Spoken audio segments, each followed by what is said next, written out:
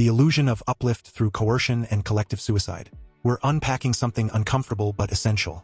The psychology that leads people who feel powerless or disadvantaged to rally behind systems that end up robbing them, sending them into conflicts, or imposing untested measures on their own bodies, all in the name of some greater collective good.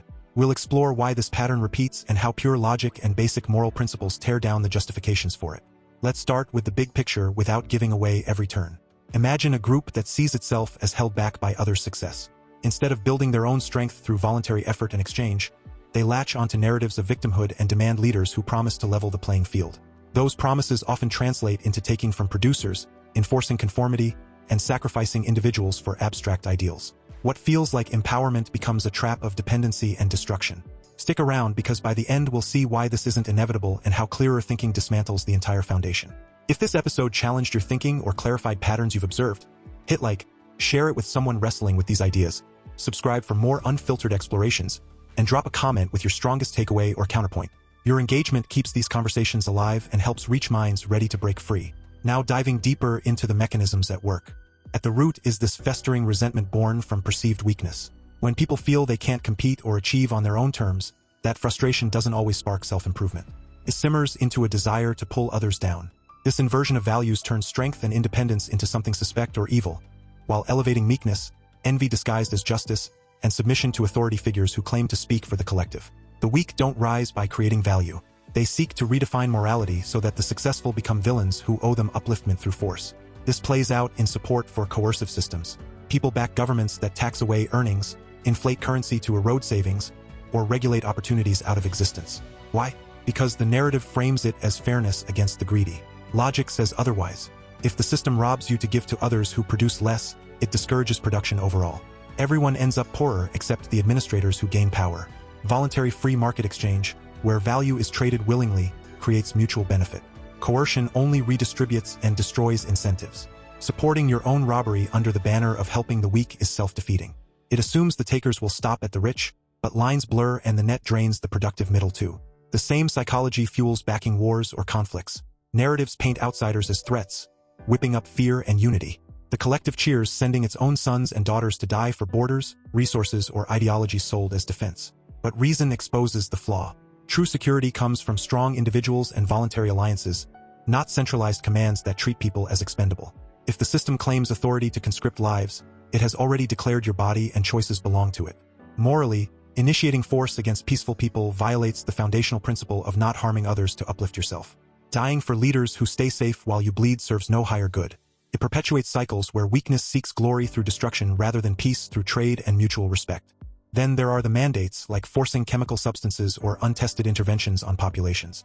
During times of uncertainty, fear makes people crave decisive action from above. The weak collective rallies, shaming holdouts as selfish dangers. Scapegoating kicks in hard here.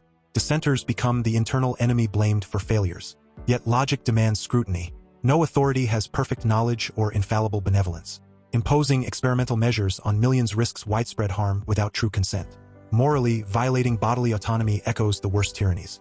If the weak support this because it feels like collective protection, they're ignoring that true strength lies in informed choice and personal responsibility. Forcing compliance doesn't create health or unity. It breeds resentment and erodes trust. History shows such overreaches often harm the vulnerable most, contradicting the very compassion claimed. Envy fuels much of this too. Not the kind that inspires you to work harder and match success, but the malicious sort that rejoices when others fall. Seeing a neighbor thrive triggers pain, so the narrative justifies tearing them down through taxes, regulations, or social pressure. Schadenfreude follows. When policies hurt the productive, the envious feel a twisted satisfaction. But reason destroys this. Your neighbor's wealth doesn't steal from you in a free market. It signals value created through service to others. Destroying that reduces overall prosperity. Supporting policies that punish success to soothe envy leaves everyone with less. The moral failing is clear. It replaces the ethic of production and voluntary giving with theft masked as virtue.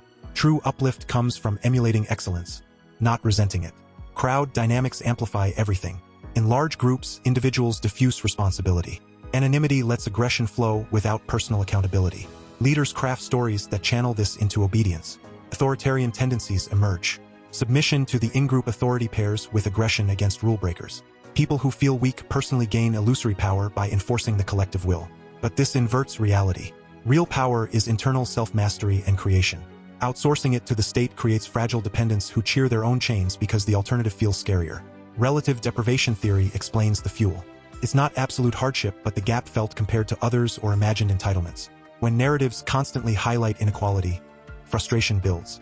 Instead of pursuing betterment through innovation and work, the response is demands for redistribution or suppression. This ignores that free markets have lifted billions by rewarding value creation. Coercive leveling creates stagnation. Logically, if everyone is made equally poor, no one benefits except rulers. Morally, it violates the right to keep the fruits of your labor. Enabling able-bodied refusal of effort through forced extraction from others breeds moral decay on all sides. Scapegoating keeps the system stable.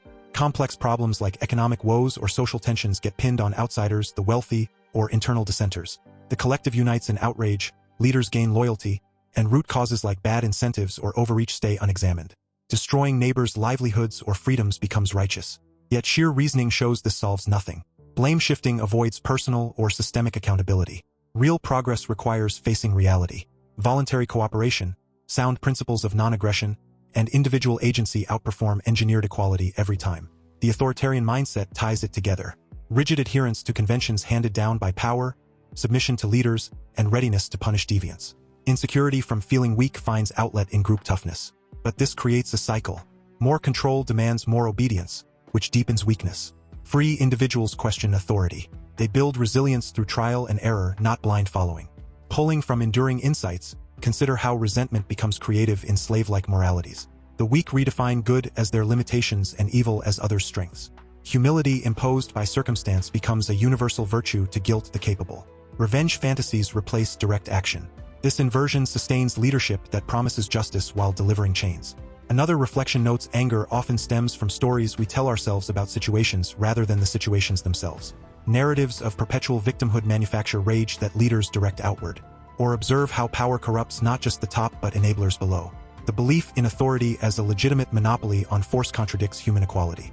No one gains rights by ballot or title that others lack. Supporting it means accepting your own potential enslavement. Morally, living by foundational principles like not robbing or harming others stands superior to arbitrary rules. Coercion disguised as democracy or collective will remains aggression. In themes of crowd behavior, submergence into the group reduces self. Contagion spreads emotions. Suggestion from leaders turns frustration violent or compliant. De-individuation frees antisocial impulses. Yet individuals retain choice.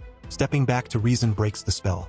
Ultimately, these patterns thrive on suppressed instincts and unexamined beliefs. The way out isn't new leaders or better narratives but rejecting the myth entirely. Embrace self-reliance. Trade voluntarily in free markets. Hold to non-initiation of force. Question mandates that violate consent.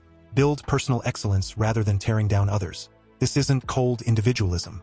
It's the moral foundation for genuine community where help is given freely, not extracted.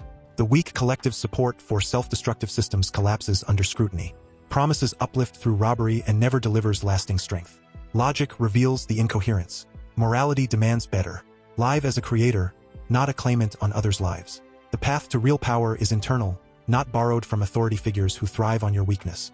Thanks for joining this exploration. Reflect on these ideas in your own life.